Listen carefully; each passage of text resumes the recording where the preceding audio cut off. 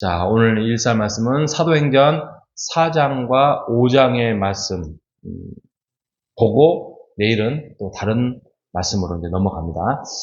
자, 사도들이 예수님을 부활하신 예수님을 목격하고 그 다음에 마가의 다락방에 있다가 성령이 임해서 성령이 영이잖아요. 영. 눈으로 볼 수는 없지만 여러 가지의 그 느낌과 또 환경과 혀의 불같이 임해서 성령이 내주하심으로써의 그들이 그동안 하나님의 일하심, 역사, 또 예수 그리스도의 죽으심과 부활, 또 3년 동안에 함께 다녔지만 깨닫지 못했던 그런 것들을 성령이 그 모든 퍼즐이라고 말하는 게 조금 가벼워 보이지만 그럼에도 불구하고 막 흩어져 있었던 모든 하나님에 대해서 계획과 그 길들을 깨닫게 됐어요. 성령 하나님이 역사하셔야만 모든 것들을 우리가 알 수 있는 거잖아요. 그렇게 되자 완전히 사람이 바뀌기 시작했습니다.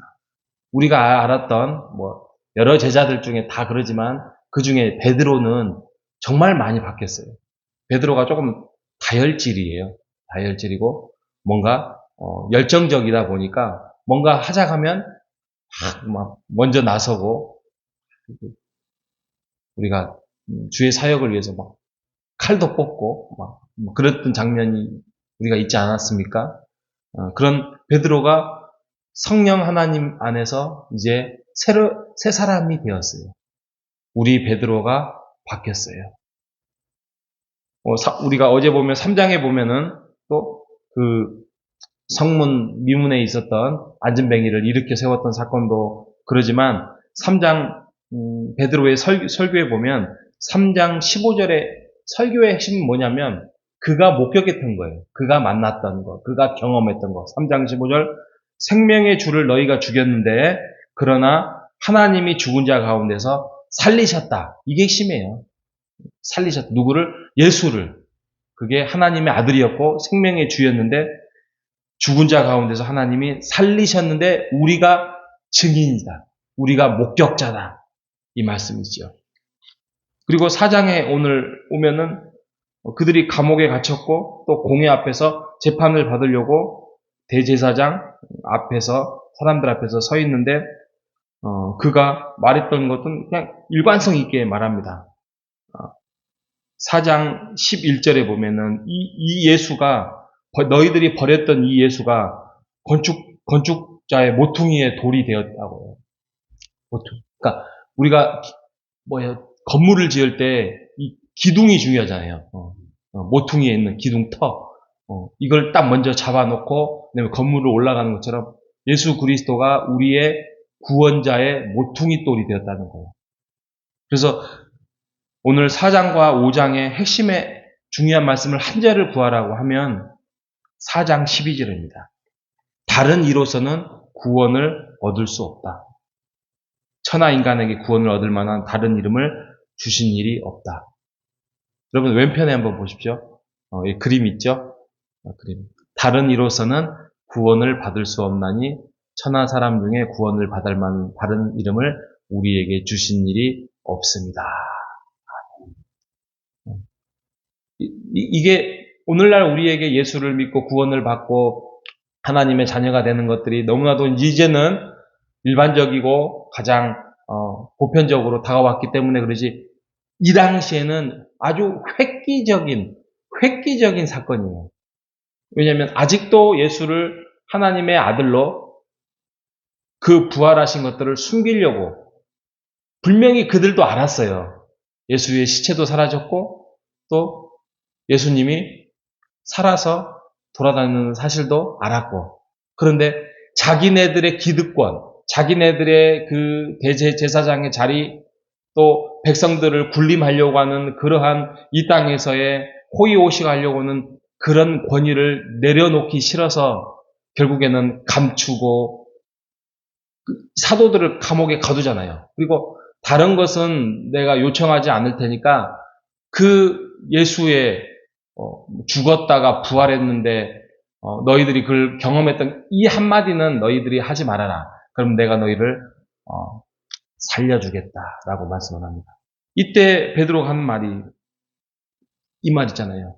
다른 이로서는 구원을 얻을 수 없다. 구원을 얻을 만한 다른 이름을 하나님이 주신 적이 없다라고 말씀을 하고 있는 것입니다. 우리가 예수로 인하여서 살고 예수로 인하여서 교회가 세워지고 예수로 인하여서 모든 것들이 우리가 기도할 때도 예수의 이름으로 기도하는 이유가 바로 여기에 있는 것이에요. 우리가 예수님의 부활을 여러분 2000년 전에 이루어진 사건임에도 불구하고 현장에서는 보지는 못했죠. 그런데 이제는 하나님이 천지창조부터 아브라함 때부터 다윗의 시대를 지나서 이 성경을 기록하면서 구약을 지나서 이스라엘 백성들 또 온 천하의 만민을 구원을 얻고자 하는 하나님의 계획 속에서 예수님의 부활이 하나님의 계획 속에 있었다는 사실, 그리고 정말로 역사적으로 예수님이 죽으심에 뚫고 부활하신 사건을 여러분 믿으십니까? 믿으셔야 됩니다. 그래야만 우리의 남은 인생이 우리도 바뀌는 거예요. 우리가 살다 보면은 고난이 찾아오고 세상 사람들의 유혹이 찾아오고, 야 너희들 주일날 시간 낭비하지 말아라. 야 너희들 뭐 허공에다가 기도하면은 그게 이루어지냐. 나를 믿으라. 우리의 육신을 믿고 우리의 힘을 믿고 이렇게 하고 남은 인생 주일날 평일날 얼마나 즐길 일이 많냐.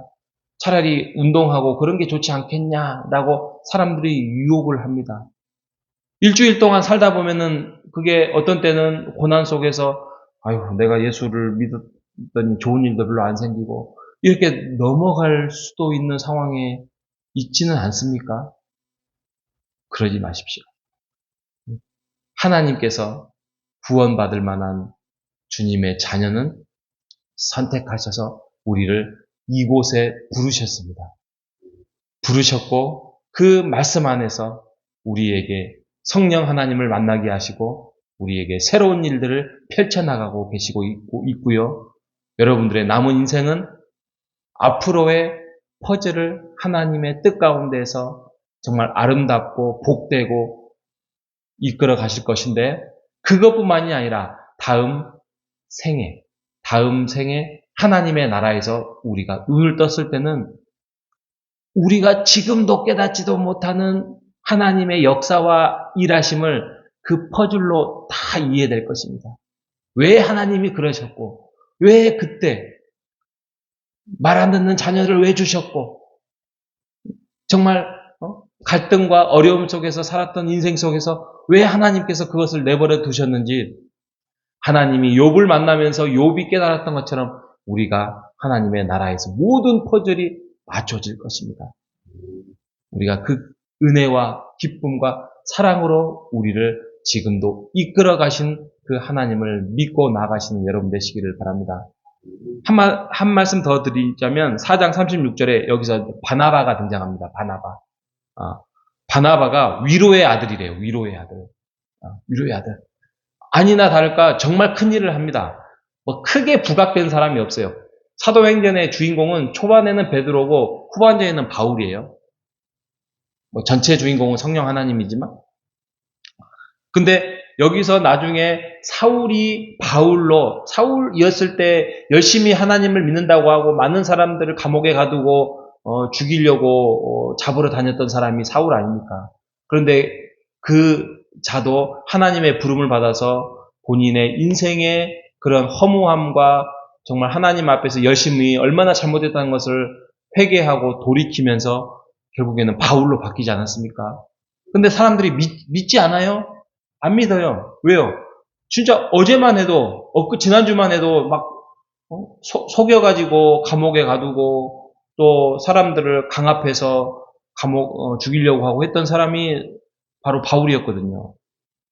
근데 그 중간에 바울이 정말 예수 안에서 예수님의 죽으심과 부활을 믿고 새 사람이 되었다는 것을 믿고 가르쳐준 사람이, 사람들에게 알려준 사람이 바로 바나바예요. 그래서 위로의 사람이래요. 여러분, 우리 모두도 세상 사람들 향해서 위로의 사람이 되시기를 바랍니다. 이게 복음을 전하는 자의 삶입니다. 위로의 사람. 내가 조금 더 희생을 당하더라도, 내가 조금 손해를 보더라도 복음 때문에, 예수님 때문에, 하나님의 나라 때문에 우리가 그 사람들에게 하나님과 세상과의 중간 역할을 해서 위로의 사람이 된다면 이게 진정한 복음의 사람이 되는 것입니다. 여러분, 우리가 예수 안에서 함께 살아가는 우리 모두 되시기를 주님의 이름으로 축복합니다. 하나님 아버지 감사합니다. 베드로가 또 사도들이 이제 예수의 죽으심과 부활을 깨닫고 성령 하나님의 능력으로 이제 구원을 얻을 만한 자는 예수 이름 외에는 없다라고 분명하게 말씀은 전합니다. 하나님, 우리 또한 우리의 인생에서 예수 외에는 다른 구원이 없음을 고백하며 예수님의 죽으심과 부활을 전하는 자로 살아갈 수 있도록 인도하여 주시옵소서. 오늘 하루도 우리가 바나바처럼 위로의 사람으로 세상을 향하여서 영적으로 하나님을 알지 못하고 예수를 알지 못해서 죽어가는 그들을 위해서 위로의 아들들이, 딸들이 될 수 있도록 우리가 위로자가 되게 하여 주시옵소서. 살아계신 예수님의 이름으로 기도합니다.